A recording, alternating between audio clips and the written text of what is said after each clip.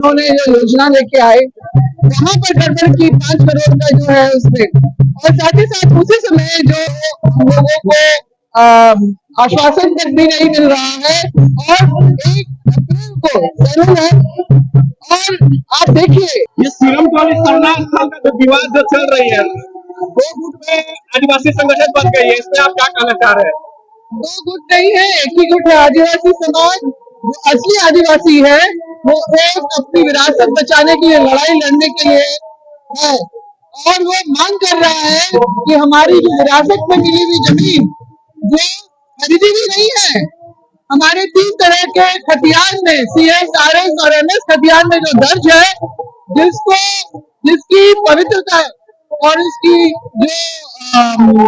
पावनता को स्थापित करने के लिए बाबा कार्तिक राय ने 1970 के दशक में जो किया था, उसको शोभा यात्रा का यहाँ पर जो सारा प्रारूप बनाया था, और जिसको 2022 में शोभा यात्रा को देश के सर्वे में 5वां स्थान दिया गया था, उसको नष्ट करने के लिए, उस गरिमा को नष्ट करने के लिए, उस भव्यता को नष्ट करने के लिए, उस परंपरा को नष्ट करने के लिए, सरना धर्मावलंबियों के वो भावना को ठेस पहुंचाने के लिए ये DPR ऐसा बनाया गया कि रैंप को जो है ठीक सरना स्थल के गेट के सामने में उतारा गया है। 10 फीट 46 डिसमिल में से 10 फीट जो है वो जमीन का अतिक्रमण, सरकारी अतिक्रमण पिछले वर्ष बिना किसी नोटिस, बिना किसी तरह के वहां के लोगों के साथ मीटिंग किया गया है। तो ये जो हम इसका विरोध कर रहे हैं, पिछले साल से ही जो सिरम टोली के जो संघर्ष स्थल के वो कर रहे हैं, इस साल से पूरा समाज इनके साथ है। मैं भी खड़ी हूँ, और हमने 3 बार मुख्यमंत्री से बात करके उनसे ये मांग की कि ये रैंप को हटाया जाए, क्योंकि जो लाखों की भीड़ मतलब जो मेन रोड में उतरती है, और उसके बाद जो आपका सुजाता से लेके वहीं पर जो सरना स्थल में 50,000 के तकरीबन लोग भूखे प्यासे जल चढ़ाने के लिए, पूजा अर्चना करने के लिए पहुंचते हैं, उनके लिए अब अव्यवस्था कर दी गई है। तो सर्विस लाइन ऐसे उसके वर्ग के कर दिए गए हैं जिससे हादसा होने की आशंका से हम लोग इनकार नहीं कर सकते। और सबसे बड़ी बात है, ये शोभा यात्रा की शोभा को खत्म करने के लिए, इस तरुण को जो ये परंपरा को जो खत्म करने के लिए ये षड्यंत्र रचा गया। षड्यंत्र कौन रच रहा है? अपना सरकार देखिए, बिल्कुल बिल्कुल, मैं आप मेरी बात को सुनिए। कुछ लोग जो अपने आप को इस समाज का अगुवा कहते हैं, दलाली करते हैं, जिनको हम लोग समाज का हिस्सा नहीं मानते, तो उन लोगों ने जो है पहले तो सरना भवन का उन्होंने जो योजना लेके आए, वहां पर गड़बड़ की 5 करोड़ का जो है उसमें, और साथ ही साथ उसी समय जो शिलान्यास होने वाला था, उस दिन मैंने इंजीनियर इन चीफ से मैंने बात की थी कि कोई भी फिल्म स्टैंड जो है इस गेट के सामने में नहीं आना चाहिए। उन्होंने कहा ऐसा कुछ नहीं है, मगर 2022 में जो ये सारा जो भूवर्जन विभाग की तरफ से जो ये सारा योजना बना है सबका, और जो DPR बना है, तब से लेके अब हम लोग बहुत सारा इसमें जो है बदल देख रहे हैं। क्या इन्होंने एक बार भी कभी सरना समाज को यहाँ पर मीटिंग करके पूछने की जरूरत समझी कि हम आपका 10 फीट जो है जमीन ले रहे हैं, इसमें आपका क्या कहना है? इन्होंने अचानक आके बोला है, और इस तरह से सरकारी हमारी ओपिनियन, अगर ये कोई मंदिर मस्जिद या गुरुद्वारा होता तो क्या इनकी हिम्मत होती यहाँ पर किसको छूने के लिए? तो मुख्यमंत्री की सहमति जरूर रही, मगर उन्होंने इसमें बिल्कुल ध्यान नहीं दिया। और जब हम उनको ध्यान दिला रहे हैं कि रैंप को हटाइए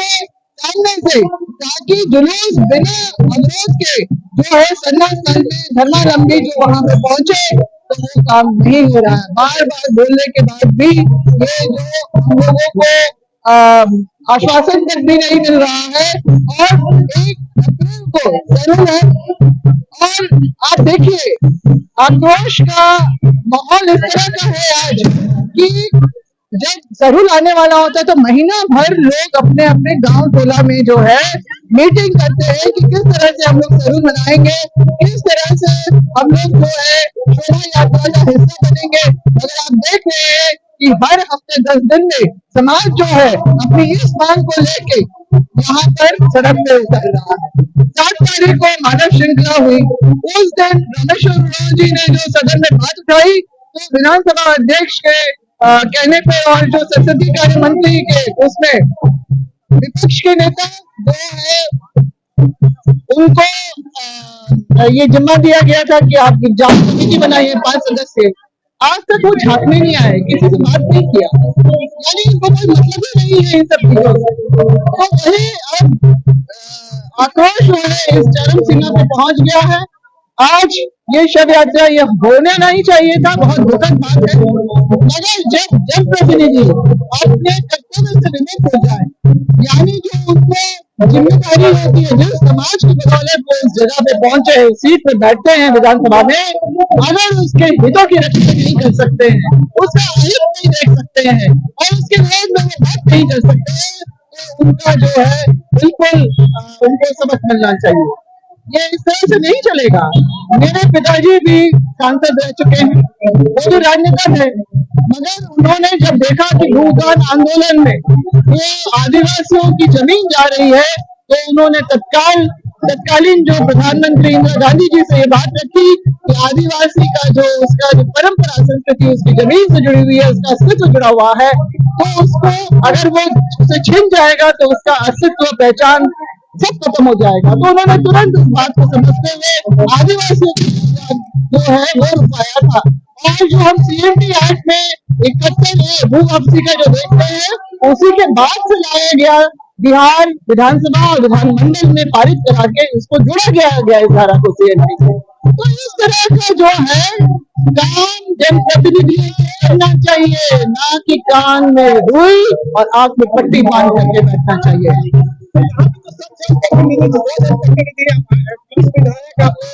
आदिवासी विधायक 28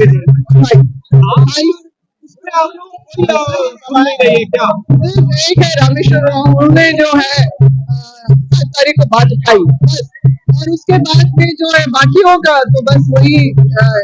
इधर घुमाने फिराने वाला ही काम हो रहा है।